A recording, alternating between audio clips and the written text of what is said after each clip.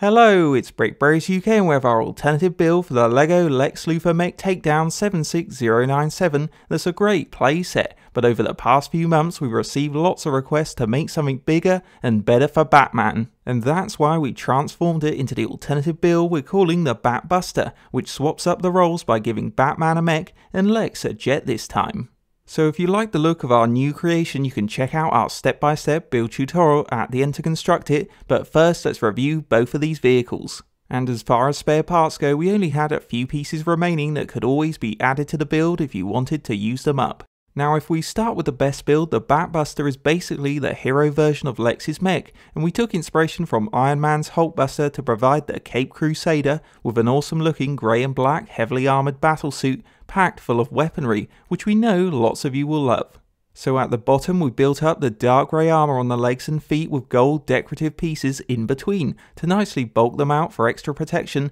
as well as a cooler finish. Then at the sides we clipped on round tiles to represent a cog in each leg, and you've probably already spotted both feet have a large surface area to help spread the weight of the whole machine. They're also very flexible thanks to ball joint connections in the hips and at the top of the feet, like the legs on Lex's mech, which means you can easily walk the machine in battle or put it into different action stances for display. Following on from the legs, if we check out the mech's arms, they have a double ball joint connection as well for maximum movement at the shoulders and wrists. And design wise they're identical, featuring some sloping armour on the outside with electrical sticker detail and a clip on the inside which is a useful power burst storage spot. Then at the end of each arm we created a simple grabber hand that has 3 posable gold fingers to open and close the fist, so Batman can grab objects, weapons or pick up minifigures like Lex Luthor.